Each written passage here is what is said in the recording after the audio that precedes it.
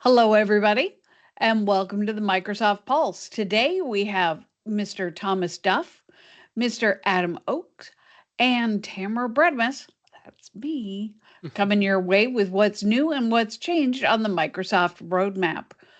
We're going to dive into the roadmap, and it's broken down into 4 sections. In development means, you guessed it, Microsoft is developing the feature. Rolling out means it's starting to come out to different tenants, different environments, different sets of servers, and then launched, which means it should be in everybody's tenant who should be getting it, and finally canceled. And we do have a couple cancellations on the roadmap. So we're going to get a start. Welcome back, Adam. Why don't we start with you? Sure, I'll take a couple. They're not any super nerdy ones. Someone will probably take one that Tom or you wanted to say, so I apologize in advance, but I'll do a couple. Go Uh, crazy. so a couple things from in development. I just thought this was kind of interesting. They had an update for Copilot in Word that it basically estimates that Copilot is soon going to be able to, and I say soon, I'll give you the exact date here, and May of this calendar year, or potentially coming through in April. They actually have it listed twice with different dates. So either May or April, Word will be able to do roughly 1.5 million Word documents, which equates to about 3,000 pages of text, which is pretty awesome. So And even for let's the face it, nobody's going to read 3,000 pages of text. No, that's yeah why it's support for summarization of very long yeah so documents. specifically what it's going to allow Copilot to do is look at those documents and still give you basic summaries. Now, I don't know how effective a summary of a 3,000 page document can be. But the fact that it is allowing that is cool. I know I have worked at places in the past where you have, some old manual that's 600 pages that has all sorts of information in it, and being able to go through and say, hey, give me a summary of what's in here to get an overview of it without having to go through and investigate that yourself will be pretty handy. So I thought that was pretty cool. All I And can then, say is they better start off every summary, if they're that large, with TLDR. yeah, right. Too long to read. And then one that is kind of nerdy, although not admin nerdy, but this is relevant to myself, probably relevant for Tamara as well too. So we work a ton with customers in the defense space. That just a lot of customers that Planet supports happens to be working towards CMMC compliance and working with the Department of Defense or the Army. The Department of Defense and the Army does stuff a little antiquated when it comes to email. Specifically speaking, they just basically remove all attachments if you send them an email. This is something they've done for a long time. But that means you can't use the new Office 365 message encryption with them, because how Office 365 message encryption works is it sends them an email with a little HTML attachment that is basically a redirect to them to go through and get the document. But if they strip all attachments, like, that doesn't work. So if you are a company that works with the Department of Defense or the Army, so if you're going with like army.mil or dod.mil, if you're sending to one of those addresses, you literally can't use Office 365 message encryption. The only option you still have is using SMIME.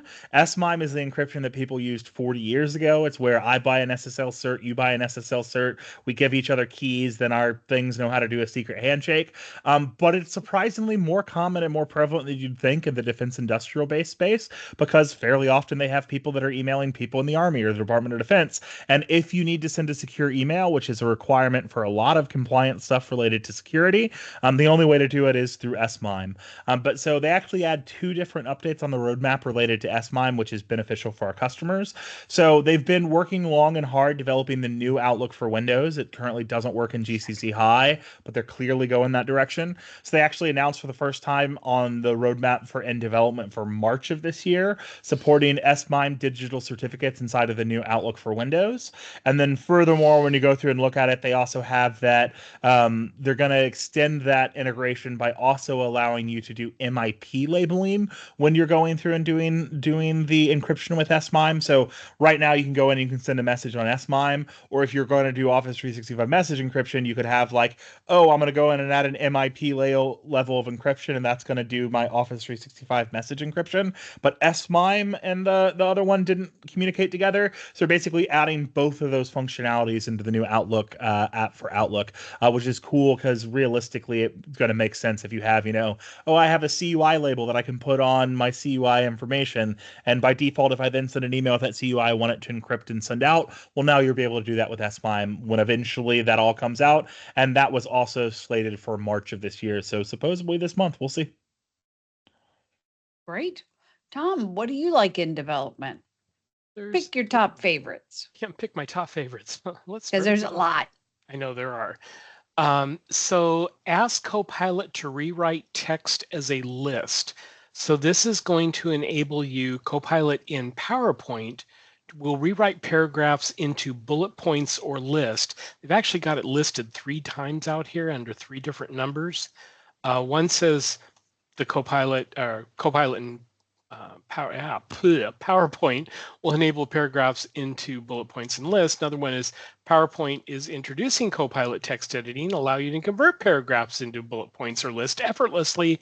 And then the last one was basically the same thing as the first one was. So if you want to get bullet points or lists out of your PowerPoint and you've got Copilot, apparently you're going to be able to do that sometime this month. So that's something you can look forward to. We also have something coming out, which I'm actually, that's for GCC. I'll go ahead and mention it anyway. And that is Outlook Schedule from Email with Copilot. So this is nice if you have an email that you want to turn into a meeting. With this Schedule with Copilot, it actually puts the meeting form out there, Copilot generated meeting title, agenda, and conversation summary, as well as a pre-filled attendee list from the email thread and an attachment of the original email thread. That's going to be a lot faster than having to figure out to pull everything and create your own meeting from scratch. That's going to be available for new Outlook for Windows, hashtag, web, Mac, and mobile. And then the final one I'll mention is OneDrive, new annotation layout and tools for PDF editing. So not too long ago, they actually added some annotation tools for PDFs in OneDrive so that you could add text and stuff like that. Now what they're doing is they're going to basically change it to where it'll feature a more intuitive design where all annotation tools are now conveniently located in a single row at the top of the screen. I think it was off to the side before. A new type of eraser has also been added to allow for more precise editing, which can remove annotations pixel by pixel instead of just a big swipe and you get however thin the eraser is. So that's coming out this month and that's coming out to everybody. So keep an eye open for that one. Great. And I've got a couple on translation or multiple spoken languages. That's actually kind of cool, those. Yeah, I thought it was interesting. Microsoft Teams meeting transcription supports multiple spoken languages. This will be coming in April of 2025. And what it means is meeting participants can now set their own spoken language during meetings, allowing each participant to communicate in their preferred language. Previously, Teams meetings required that a common spoken language to generate a transcript. Now, with this update, a meeting transcript can be accurately generated, reflecting each participant's language of choice. I'm like, holy cow, we're on Star Trek. Yeah, it's definitely cool. Yeah. And then to go along with that, translated intelligent meeting recap. So Intelligent Meeting Recap supports meetings where multiple languages are spoken, making it easy for you to catch up quickly on key points discussed. So after a meeting where participants have spoken different languages, your Intelligent Meeting Recap will automatically be generated in the language you choose during the meeting. And after your recap is generated, you can still change the translation language to the language of your choice. That is really cool. From the translation drop-down menu on the recap page. All of that is due out in April, and it's due out for the commercial environment, the worldwide tenant. So I'm excited about that. Talk about bringing communities together, really making it easier to work together. And then lastly, in Microsoft Teams, a simplified notes pane in meetings. So Microsoft is updating the notes pane for meetings to streamline the design and make key controls more clear. First, Microsoft is renaming the header from meeting notes to just notes to match the pane's name in the meeting toolbar. Second, the file level controls like open in new window and copy component are combined into a single header at the top for simplicity. Now, as part of the single header, the control to open the component in the Loop web app, will be found in the ellipsis menu in the top header and no longer in the page's icon. So that is also due out in April. Anyone else have anything in development they want to touch on before we roll on to rolling out? I will just mention one more that I thought was kind of cool because I've made this mistake a number of times. And that is Outlook, external tag and contact suggestions. So an external tag will be added to contact suggestions that appear in the dropdown when entering contacts in the email compose form. New Outlook for Windows. So this is hashtag, there you go. This is really good because a lot of times, especially if you're dealing with PHI, you may go, oh, I'm going to send it to this person. And you're thinking you're sending it internally, but it happens to pick up a contact that you've had there for an external person, and you just don't look that closely. I think tagging it as external and making it really obvious is probably a really, really good move. That's coming out to the worldwide tenant in April, so keep an eye open for that one. Great. Well, let's take a look at what's rolling out. What is coming to an environment near you? Adam, do you have anything that you want to bring to light? There were a couple in there that were kind of nerdy and fun. So I actually saw one that gives me pause, if anything. So a new Outlook for Windows one, they basically are going to have a policy that allows you to move emails between accounts in the new Outlook for Windows. That was a So little if you weird. have so if you have multiple accounts set up, you could do it. Now, I could see this, and I have certain clients who would absolutely love this. I have one customer in particular I work with who basically runs like 3 different companies that he all manages through the same tenancy. So he has Wow. different emails for all of them, but so like depending on what it is, he kind of would prefer to manage them all from one system. So being able to move emails and stuff around, he'd absolutely love. But part of the reason why the new Outlook for Windows doesn't work for GCC or GCC High is because GCC and GCC High are locked down to where the only email account you can set up inside of Outlook for them is the secure one. You basically can't have a profile that has commercial tenancy stuff set up with GCC or GCC High, because GCC and GCC High has data residency requirements inside of the US, unlike commercial. So it's interesting to go through it and see this, but this is one of the features that I could see never makes light inside of the government side, which is where most of the customers that I support today are. So interesting to see how that one progresses and if it ever actually shows up inside of the government side. And then I just thought this was nerdy and fun. So now if you're doing Teams calling plans through Teams, so like if you basically use your Microsoft Teams as basically like your cell phone. And so for instance, everyone on my team gets a Teams calling number. So that way we can provide numbers to clients that isn't our cell phone number. So if they want to call you, as long as you have the Teams apps on your cell phone, it still rings. Well, they're now going to basically allow you to do SMS texting from the Teams client. So you have a number now. You can now basically go through, or you will be able to, with this, basically SMS text. So it's set rolling out for this month. So I imagine we'll see it soon. It's for worldwide standard, so probably not on the government side again yet. But the Planet tenant is a commercial tenant. So basically it's going to allow you with your phone number and your Teams calling plan to SMS text. So in theory, you could text clients and stuff like that, which is going to bring it another layer. Some of the customers I've gotten closer to do have my cell phone number and do text me. There's some of them that text me like, hey, can you get on a meeting, or can we have a call this afternoon? And their first inclination is text me because that's how they prefer to communicate. Being able to do that through the Teams calling plan, I see as a pretty cool feature. Cool. Tom, what do you like in rolling out? So I had a couple. One is the Microsoft Loop. You can now promote members to owners in Loop workspaces. So this just makes it a little easier if you've got, a number of people who are part of the Loop and you're the owner, but you really want to kind of designate some additional person or persons as owners. So it's not all up on you. You're now going to be able to do that, and you can promote them from member to owner. So that's cool. Coming out to the worldwide tenant in February. And the only other one I'll talk about, and I'll just really quickly also mention the little side note on it, and that is Excel, Python in Excel for the web. So Python Excel for the web allows you to bring the capabilities of Python directly into the Excel grid.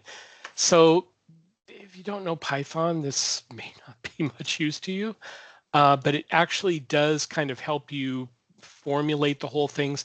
Python a lot of times is used for some more reporting, graphical interfaces for reports and stuff like that. It's kind of like Power BI on steroids, that you can do it directly from the Excel workbook and create charts and graphs that you possibly couldn't do any other way. So these Python formulas will be run by Excel in a secure container on the Microsoft cloud with enterprise level security. Now, this is rolling out, and I'm like, gee, it seems like we've been rolling this out forever. This is for the web version. And if we go to what's actually launched, that is, okay, this is a variation. It's actually Copilot will write Python code for you and insert it to the grid. And this is more for the Excel in Windows. So you've got two different things going on with Python and Excel. One of them being in the web. Yeah, you're getting really close to having that out in your tenant if you so choose to use that. And then you're also going to say Copilot in Excel with the Microsoft language expansion for Windows. That's going to give you some more additional things you can do too, without having to know Python at the level that you would probably need to know it in order to do anything productive with it. So keep those in mind if you are inclined to want to go that route. Great. I have two that I'd like to bring up. One is Microsoft is changing the way that it defaults transcription policies for tenants. So if you have a new tenant or you're going to be creating a new tenant, Microsoft is updating the default policy for transcription in Teams meetings from off to on for any new tenant. This change doesn't mean that every meeting will automatically have transcription enabled, but it will allow users to turn on transcriptions if needed. This update applies only to Teams meetings and does not affect transcription policies for calls. This adjustment aligns the default transcription policy with that of recording, supporting broader adoption of transcriptions and all AI features. That's coming out to the worldwide tenant, so the commercial tenant. And then the other one is SharePoint. SharePoint Advanced Management Restricted Content Discoverability. So this is part of the SharePoint Advanced Management capabilities, which is going to allow SharePoint admins to restrict content discoverability within the organization for an organization-wide search and Copilot experiences. So a little more control over what Copilot can get at. All right, anyone else have anything for rolling out? I'm good. Fabulous. Adam, why don't you take us into Launched? What do you like in Launched? Sure. There was one thing in there that I thought was cool. It's a big update, so I'll try to get to the summaries of it. They are basically, as of now, redoing how they do e-discovery exports. So e-discovery is a pretty interesting field inside of Office 365 in the sense that for some people it's like 90% of their job. Like if you're a lawyer and you're dealing with communications going on, we have some state and local government customers that have whole departments that are just lawyers that deal with like Freedom of Information Act requests and things like that. Well, for a while now, Microsoft has had two different versions of e-discovery. They have regular e-discovery and what they called premium e-discovery. And to be blunt, the experience between them two was quite a bit different. They had different features, they had different processes. They had a different experience from how you search for the data originally, and the export process was different as well. In fact, for non-premium e-discovery, you actually had to download a tool onto your computer to then go through and get to the downloads. It was like literally big, Wow. Okay, I need to get the data now. I need to install this tool and then connect with my credentials, and it will be able to allow as a version of an AZ copy tool from back in the day with Azure. Well, that's all going away. Everything's going to be self-contained inside the website. The experience for premium and regular e-discovery is going to be much more similar. and it's going to be a much more unified process for the people to go through and do. And they basically said they spent a lot of time and effort going through and doing this because the export functionality, obviously, of e-discovery is a pretty important one. Oftentimes you're doing e-discovery to find data that you may be missing. And so they really put a lot of time and effort into redoing this and having a unified experience between the two fields. So excited to see the functionality, what comes with it. I'll have to go in and mess around with it, make sure I'm comfortable with it. But I see this as nothing but a good thing, because one of the most common requests we got from companies once they got E5 licensing was, oh, we have this new premium e-discovery. It's so different. What am I doing? And so getting an understanding and getting some unification between those two processes is definitely a good thing. Great. Tom, what do you like in Launched? Something that I really want to check out here shortly, and that is SharePoint Pages authoring accessibility checker. Yeah. Easy for me to say. SharePoint Apparently accessibility, apparently not. SharePoint Accessibility Assistant empowers content creators to ensure their SharePoint pages meet accessibility standards. I know that's important. Unfortunately, it tends to go by the wayside because you kind of have to know all the ins and outs and kind of roll your own and know what you're doing. This is going to make it a lot easier for you to meet accessibility standards without you having to know necessarily all the arcane ins and outs of that. So I think that's going to be really cool. And that came out to everybody. So everybody in the different tenants, both commercial and government, should see it. And then the other one is Microsoft Loop's new personal Loop workspaces. So the Loop app now provides a personal workspace for all users, which is shared with Copilot pages. The personal workspace is a user-owned SharePoint embedded container, one per user. All governance, lifecycle management, and compliance processes apply the same way they would to a user's OneDrive.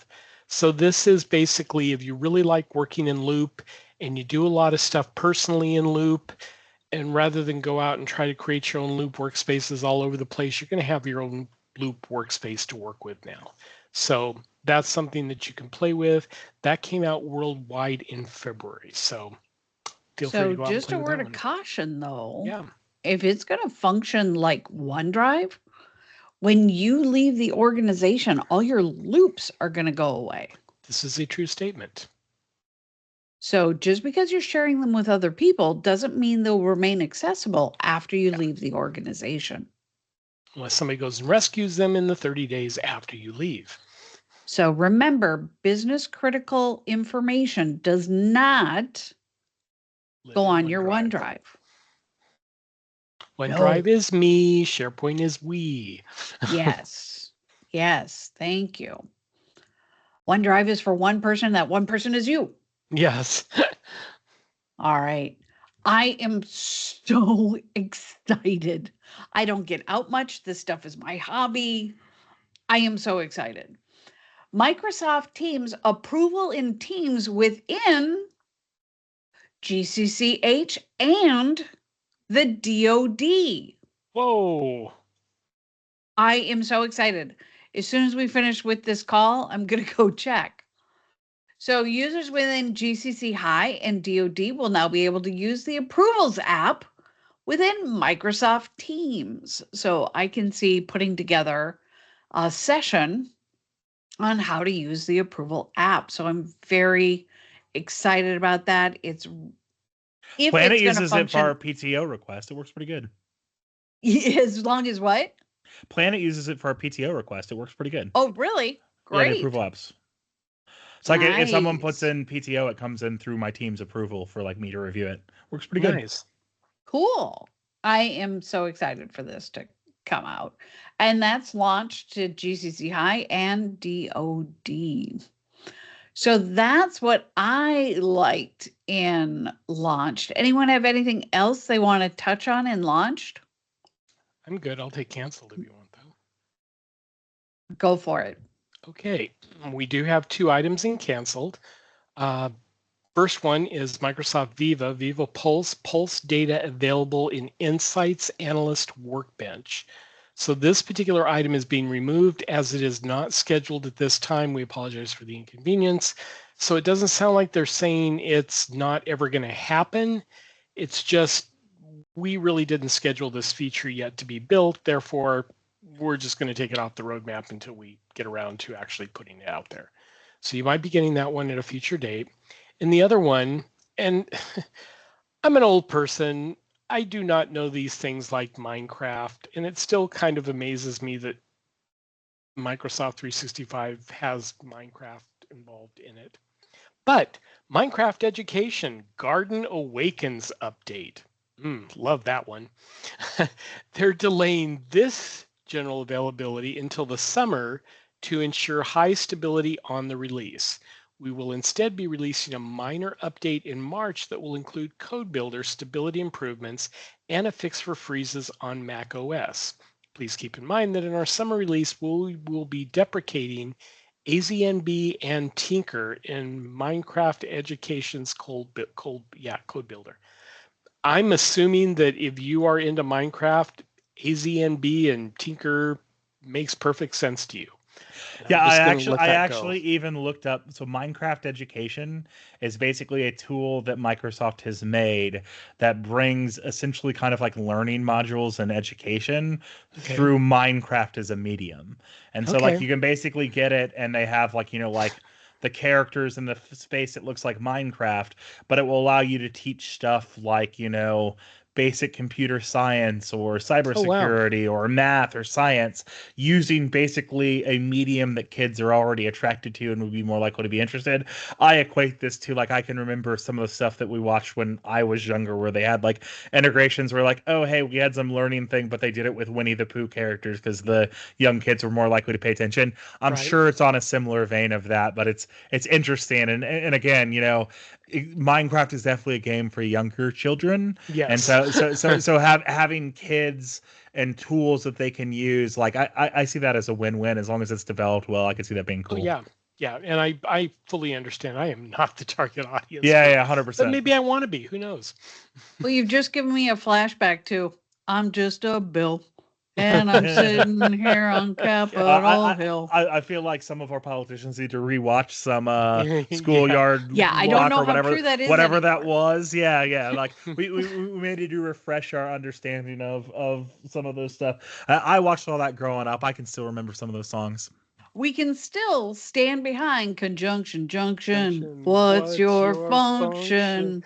Hooking up words and phrases and clauses. All right, more than you bargained for on this episode of the Microsoft Pulse. Thanks so much for joining us. We'll be back next week with what's new and what's changed. We'll review the spreadsheet so you don't have to. Bye, Thanks so much. Bye-bye.